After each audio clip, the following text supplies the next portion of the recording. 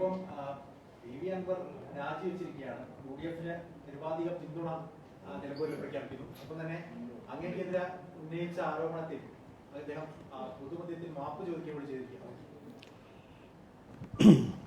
അദ്ദേഹം രാജിവെച്ചത് അദ്ദേഹത്തിൻ്റെ സ്വന്തമായ ഒരു തീരുമാനത്തിൻ്റെ ഭാഗമായിട്ടാണ് രാജിവെച്ചത്. അദ്ദേഹം യു.ഡി.എഫിന് നിരുപാധികമായ പിന്തുണ നൽകും എന്ന് പറഞ്ഞത് നല്ല കാര്യം. പിന്നെ എന്നോട് അഴിമതി ആരോപണം ഉന്നയിച്ചതിൻ്റെ പേരിൽ പൊതുമാപ്പ് പറഞ്ഞത് ഞാൻ തീർച്ചയായിട്ടും അത് സ്വീകരിക്കുന്നു.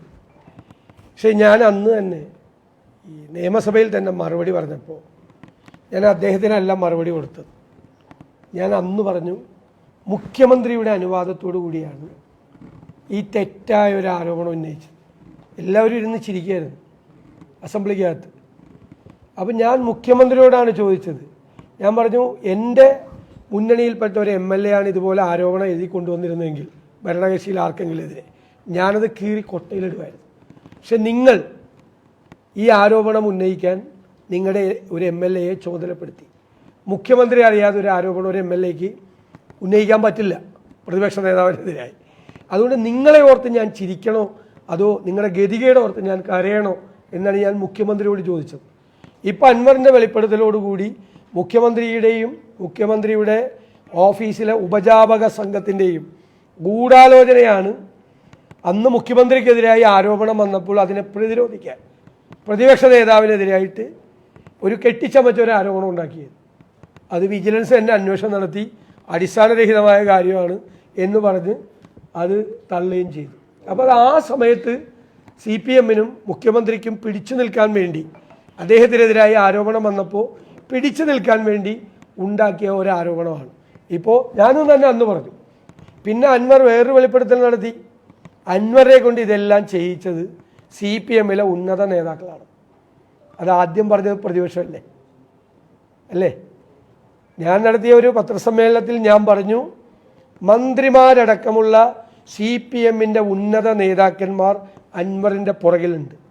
അവരുടെ പിന്തുണയോടുകൂടിയാണ് പാർട്ടിയിൽ പിണറായി വിജയനെ എതിർക്കാൻ ശക്തിയില്ലാത്ത ആളുകൾ ഇദ്ദേഹത്തെ മുന്നിൽ നിർത്തി കരുവാക്കി നിർത്തി പിണറായി വിജയനെതിരായും അദ്ദേഹത്തിൻ്റെ ഓഫീസിലെ ഉപജാപക സംഘത്തിനെതിരായും ആരോപണം ഉന്നയിക്കുകയായിരുന്നു എന്ന് ഞാൻ തന്നെ പത്രസമ്മേളനം നടത്തി നിങ്ങളോട് പറഞ്ഞിട്ടുണ്ട്. നിങ്ങളിത് നോക്കിയോ, പറവൂരിൽ നടത്തിയ എൻ്റെ നിയോജകമണ്ഡലത്തിൽ വെച്ച് എൻ്റെ വീട്ടിൽ വെച്ച് നടത്തിയ പത്രസമ്മേളനത്തിൽ ഞാൻ ഈ ആരോപണം ഉന്നയിച്ചിട്ടുണ്ട്. അപ്പോൾ ഇപ്പോൾ അൻവർ ഇന്ന് ആ വെളിപ്പെടുത്തൽ കൂടി നടത്തിയിരിക്കുകയാണ്. അൻവറിൻ്റെ ഇന്നത്തെ 2 വെളിപ്പെടുത്തലും പ്രതിപക്ഷം മുൻകൂട്ടി പറഞ്ഞാണ്. ഒന്ന്, എനിക്കെതിരായ ആരോപണം, കെട്ടിച്ചമച്ച ആരോപണം മുഖ്യമന്ത്രിയും ഉപജാപക സംഘം കൂടി ഉണ്ടാക്കിയതാണ്. 2, അവർക്കെതിരായ അൻവറിൻ്റെ ആരോപണം വന്നപ്പോൾ അതിൻ്റെ പുറകിൽ മന്ത്രിമാരടക്കമുള്ള CPM-ലെ പാർട്ടി നേതാക്കന്മാരുണ്ട്. CPM-ൽ ഒളിഞ്ഞിരിക്കുന്ന വിഭാഗീയതയുടെ ഏറ്റവും വലിയ ബഹിസ്ഫുരണമായിരുന്നു സത്യത്തിൽ അൻവറിനെ കണ്ടത്. പക്ഷെ പിണറായി വിജയൻ ഒന്ന് കടുപ്പിച്ചപ്പോൾ ഇവരെല്ലാം അൻവറിനെ വഴിയിലാക്കി ഓടി ഷെഡി കയറി. അതാണ് യഥാർത്ഥത്തിൽ നടന്ന സംഭവം. ഈ 2 കാര്യങ്ങളും പ്രതിപക്ഷം പറഞ്ഞത് അടിവരയിടുന്നതാണ് ഇന്ന് അദ്ദേഹം നടത്തിയ പത്രസമ്മേളനം. ആ കാര്യത്തിൽ യാതൊരു സംശയമില്ല.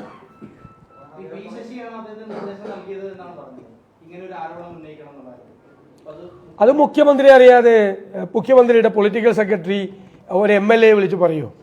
ഇപ്പം UDF-ലെ ഒരു MLA ആരോപണം ഉന്നയിക്കണമെങ്കിൽ ഞാൻ അറിയാതെ ചെയ്യുമോ?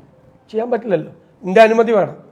അത് അദ്ദേഹം അവരുടെ നേതാവാണ്, പാർലമെൻ്ററി പാർട്ടി നേതാവ് കൂടിയാണ് മുഖ്യമന്ത്രി എന്ന് പറയുന്നത്.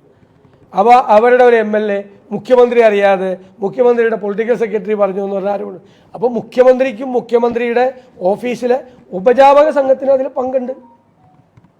മുഖ്യമന്ത്രിക്കെതിരായി ആരോപണം വരുമ്പോൾ ഒരെണ്ണം പ്രതിപക്ഷ നേതാവിനെതിരെ കിടന്നോട്ടെ. എന്താണെന്ന് ആരോപണം എന്ന് ഓർമ്മയുണ്ടല്ലോ നിങ്ങൾക്ക്. അതായത് കേരയിൽ വന്നാൽ 2050 ആകുമ്പോഴേക്കും ഹൈദരാബാദ്, ഇവിടെ IT കമ്പനികൾ കൊണ്ട് നിറയും കേരളം. അപ്പോൾ ഹൈദരാബാദിലെയും ബാംഗ്ലൂരിലെയും IT കമ്പനികൾ 2050 ആകുമ്പോൾ പൂട്ടിപ്പോവും.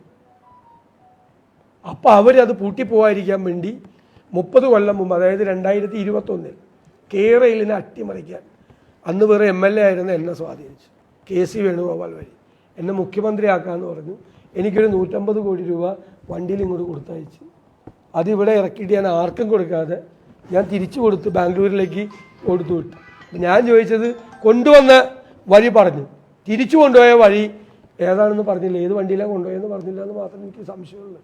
അത് പറഞ്ഞില്ല എന്ന് മാത്രമേ ഉള്ളൂ. ഇത് അവിടെ ഇരുന്ന് എല്ലാവരും ചിരിക്കുകയായിരുന്നു. ഇതായിരുന്നു ആരോപണം. 2050 അവിടുത്തെ കമ്പനിയൊക്കെ പൂട്ടിപ്പോകുന്നുള്ളതുകൊണ്ട് 2020 21 ഈ കേരളയിൽ വരാതിരിക്കാൻ വേണ്ടി അന്നത്തെ ഏറ്റവും പ്രഗത്ഭനായ അല്ലെങ്കിൽ ഏറ്റവും സ്വാധീനമുള്ള ഏറ്റവും വലിയ MLA ഞാനല്ലേ, കഴിഞ്ഞ എന്നെ സ്വാധീനിച്ച് ഞാൻ പ്രതിപക്ഷ നേതാവായപ്പോഴല്ല, ആരോപണമല്ല, MLA ആയിരിക്കുമ്പോഴാണ്. MLAക്ക് ഒരു 150 കോടി മറ്റേ മീൻ വണ്ടിയിൽ കൊടുത്ത് ചാവക്കാട് വന്നു.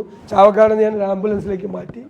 പിന്നെ അത് തിരിച്ച് ആർക്കും കൊടുക്കാതെ, ഞാൻ ആർക്കും കൊടുക്കില്ല, പൈസ കിട്ടിയ ആദ്യം ഞാൻ തിരിച്ച് കൊണ്ടുപോയി. അപ്പോൾ ഞാൻ ചോദിച്ചാൽ ആ തിരിച്ചു കൊണ്ടുപോയ വണ്ടി ഏതാണെന്നും കൂടി പറയണമെന്ന് പറഞ്ഞു. ഇതായിരുന്നു ആരോപണം.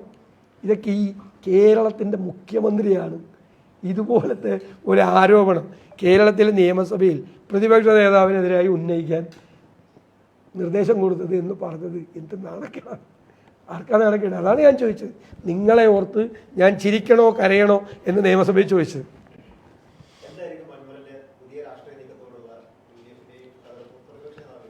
അത് പ്രതിപക്ഷ നേതാവിന് ഒറ്റയ്ക്കൊരു നിലപാടില്ല. പാർട്ടിയും മുന്നണിയും ചർച്ച ചെയ്യേണ്ട സമയത്ത് ചർച്ച ചെയ്ത് ഉചിതമായ തീരുമാനമെടുക്കും. ഞാൻ പറഞ്ഞത് വാതിൽ അടച്ചിട്ടുമില്ല, വാതിൽ തുറന്നിട്ടുമില്ല.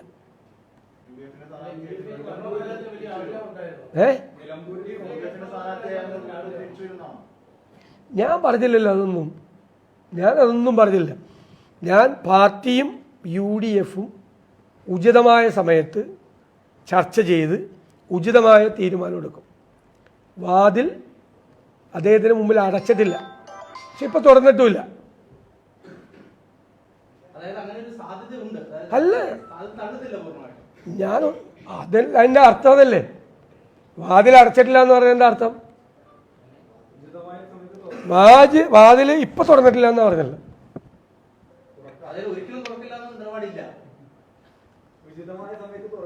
I have made it very clear.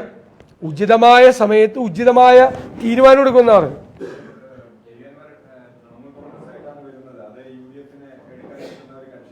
അതൊക്കെ ഒരു ചർച്ചയുണ്ടല്ലോ. ഞാൻ പറഞ്ഞല്ലോ, ഉചിതമായ സമയത്ത് ചർച്ച നടത്തി ഉചിതമായ തീരുമാനം എടുക്കുന്നതാണ്.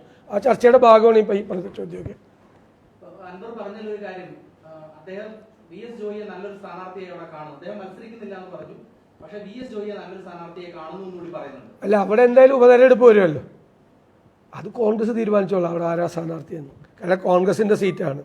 ഞങ്ങൾ പാർട്ടി ദേശീയ തലത്തിൽ ആ സ്ഥാനാർത്ഥി, ഞങ്ങളിവിടെ ഇലക്ഷൻ കമ്മിറ്റി കൂടി ഞങ്ങളൊരു സ്ഥാനാർത്ഥിയെ നിർദ്ദേശിക്കും. അത് അഖിലേന്ത്യാ കോൺഗ്രസ് കമ്മിറ്റിയുടെ പ്രസിഡന്റ് അത് അംഗീകരിച്ച് ഞങ്ങൾക്ക് തരും. ഞങ്ങളത് UDF ഘടകകക്ഷി നേതാക്കളെ അറിയിക്കും. UDF സ്ഥാനാർത്ഥിയായി ആ സ്ഥാനാർത്ഥിയെ പ്രഖ്യാപിക്കും. അതിനൊരു പ്രൊസീജിയർ ഉണ്ട്. അതെങ്കിലും ഞങ്ങൾ ചെയ്തോട്ടെ.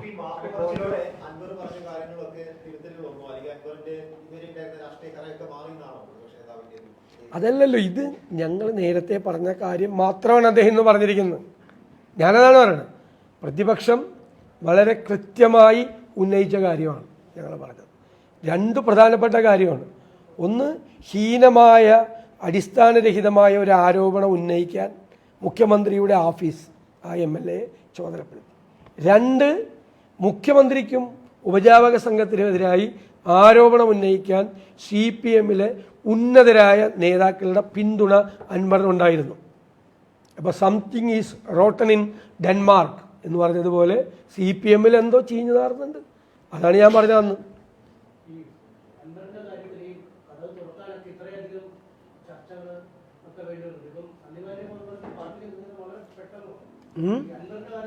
ആരുടെ കാര്യത്തിൽ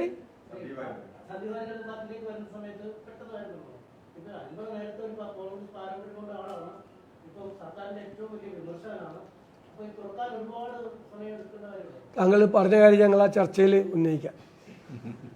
ഇങ്ങനൊരു അഭിപ്രായം വന്നിട്ടുണ്ടെന്ന് ഞാൻ പറയാം.